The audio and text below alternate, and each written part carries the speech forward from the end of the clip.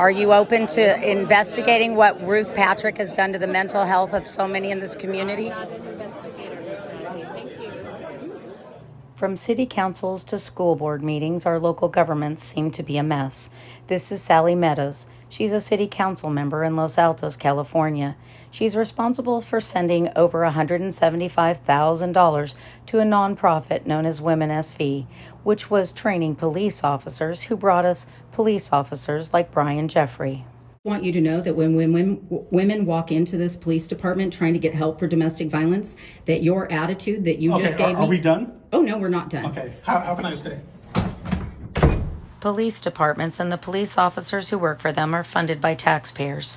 Those departments are managed and supervised by a city attorney, a city manager, and all the city staff.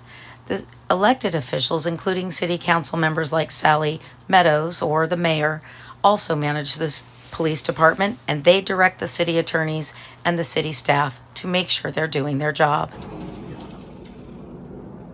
Los Altos city officials delayed our request for public records for years, and when we finally got them, we could confirm that they were giving the police budget money to WomenSV, $40,000 a year, claiming that this one woman was training all these police officers on how to deal with survivors of domestic abuse.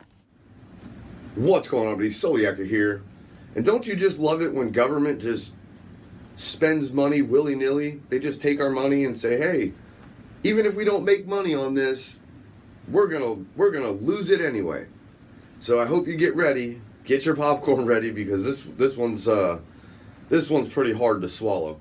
Since 2016, Sally Meadows and all of her fellow council members blindly gave money to WomenSV, $175,000 on the books, but that doesn't include all the money they gave them through referrals to private donors and money that was given off the books that we can't find on the tax returns.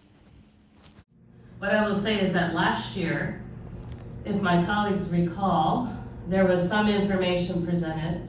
It didn't really make a lot of sense, and it didn't yield a very compelling case. The information Ms. Meadows says wasn't compelling was reporting for over a year by 5 investigative reporters, editors, and researchers who uncovered that the nonprofit wasn't acting to service domestic violence survivors as they claimed they were and took taxpayer money to do. They were instead working as a divorce referral service, training police officers, and arguably a honeypot operation. And I asked the founder, and she provided us some updated information. She said, oh no, my numbers were wrong, sorry. And this elected official, who has the ability to send taxpayer money to any charity that she wants, literally conducted an investigation by asking the founder if it was true, kind of like investigating ourselves. And this is the same city council member that tells me a few weeks later in a meeting with all the other city council members that she doesn't do investigations. So I asked for a more robust presentation the next time she asked for money from us. We did not get that. What we got was the same wording that is in everything. And in fact, you can look at the documentation and match it up to her 990 form. And before the city was giving her $40,000, they were giving her $20,000. And they were giving it when they weren't giving it to other nonprofits. So how does one woman dupe all these public officials into giving her money? They make their nonprofit feel like an Academy Award night. Wait, what's that? Breaking news? This just in. Mayor Lynette Liang is in the house, and I think there's something happening with Mayor Lynette Liang. Would you like to come forward? Please, Lynette.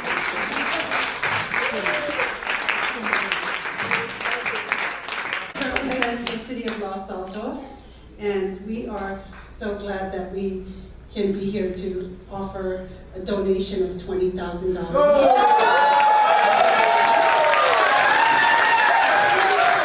And there it is, the DV diva known for training police officers and helping people make up false domestic violence stories while she buried the real ones, got politicians to throw her taxpayer money, and everybody stood on their feet and applauded when they did.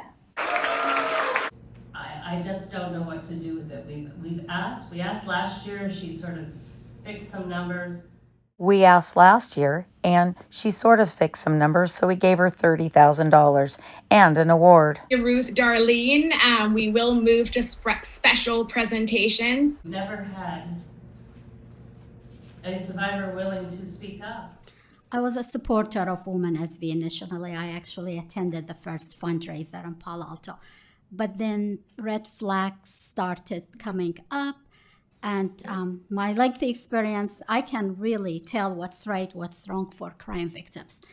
And when I saw a 4 pages non-disclosure agreement required for clients of WomenSV to sign, I read it, I have a copy of it. That is dangerous. Non-disclosure agreements are typically used in business or personal matters when somebody's done something pretty wrong and there's money exchanged, and in return, somebody remains silent.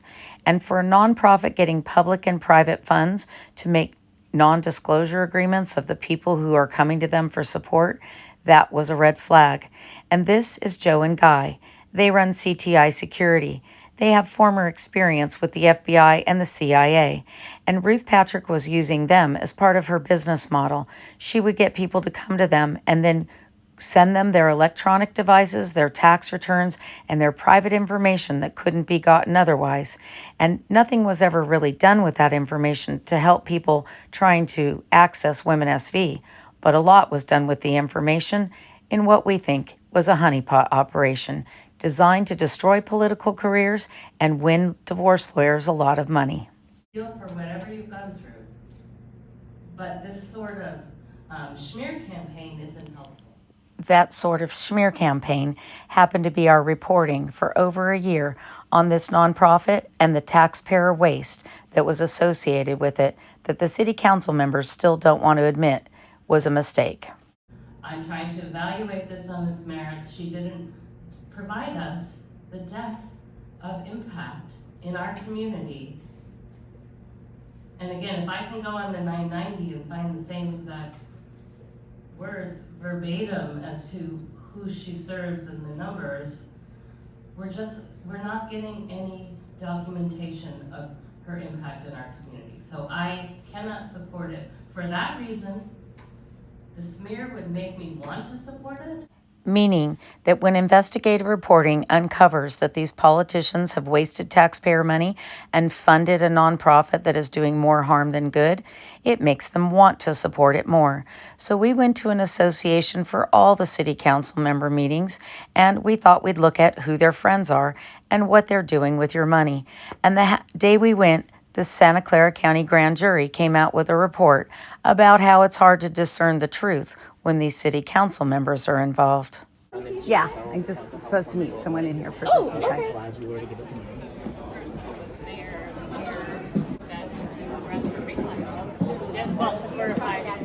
And actually, now that I'm not mayor, I really think it's a good thing not to be a mayor because you have too much to do.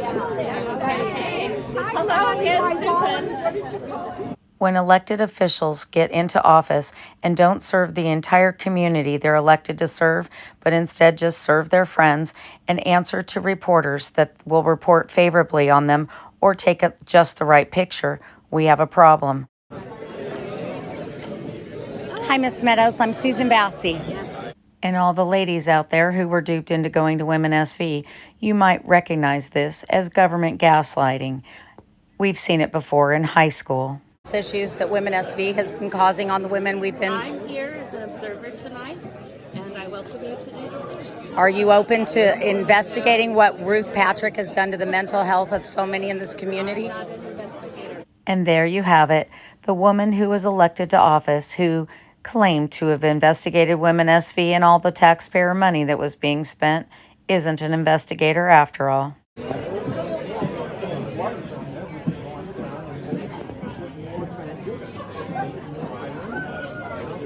Hey, Gabriel. Hello, how you doing? Good, how are you? We're okay.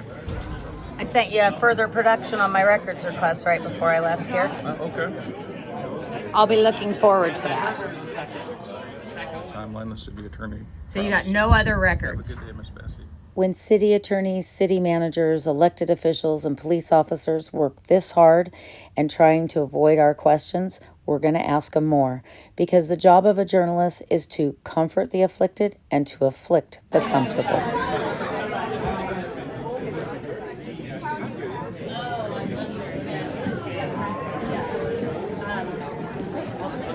My rounds. Apologize for my overdressing and go from there. Hello. Hi.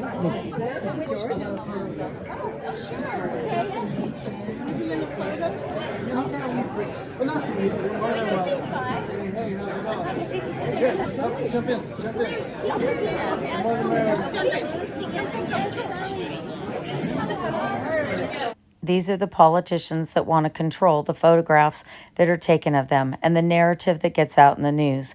And that's not how we do our reporting. 7 p.m. So everybody can please start making their way to their tables. Please grab plates. Please fix plates with dinner and find your tables. We will be starting at 7 p.m. And the next time you hear your local government say they need to charge you more money because they're out, try to remember that this is how they spend your money in the first place. They give it to nonprofits, they drink free wine, and they have free dinners, all in the name of doing their job. Done a lot about talking about mental health issues in San Jose. Yes. And so you're here to address El Camino's putting on this presentation to give you ideas of what to do as city leaders. Is that right? Absolutely. And all you women out there might recognize this behavior. We'll call it cop blocking. This is Nisa Filgore. She's an attorney for HP, and she sits on the Los Altos City Council. She was mayor when she gave WomenSV awards and $30,000. She didn't give the same money to others. And so we started following her favorite charities and what she was asking for as well. Okay. We're doing an interview. And Nisa knew exactly what she was doing when she tried to interrupt that interview. We're doing an interview. I'm sorry, but we're starting at 7. Got it. Thank you. She didn't want me talking to you. Oh, go ahead. I've been very critical of the Los Altos. We're talking about mental illness. It's okay. Most politicians don't want to talk to the public or reporters that are asking questions that might keep them out of office. This is the former mayor of Los Gatos, and she currently sits on the city council. She's asking the taxpayers in Los Altos to fund a nonprofit that she sits on the board on. But more importantly, her husband is Jeff Scott, and he's a public information officer for the city of San Jose. And when he came to a city meeting in Los Gatos and he abused one of the residents, he hired attorney Nicole Ford, an attorney who is regularly referred by WomenSV to cover up real abuse claims of powerful people and to make up false ones to get powerful people to pay divorce lawyers a great deal of money. My name's Susan Bassi. I'm a Los Gatos resident and a local reporter. And I'm following your work on Cassie. And I noticed that you just did a request for funding for Los Altos to fund Cassie. Do you know what percentage of your services of Cassie go to the Los Altos community? Not currently. For next year, we're taking over the Mountain View Los Altos High School District. Okay. And so at that time, I will have real numbers. Okay, great. Thank you. Appreciate it. Thank you. Bye-bye. Again, public officials funding their favorite charities or the charities of their friends with your money is a problem we're going to continue to ask about. Hey, Dave. I'm Susan Bassi. Hi. Do you mind answering a few questions about Cassie and your support for that organization? I can't do it right now. I have to speak in 3 minutes. Okay. Maybe after. All right, I'll be here after. Thank you.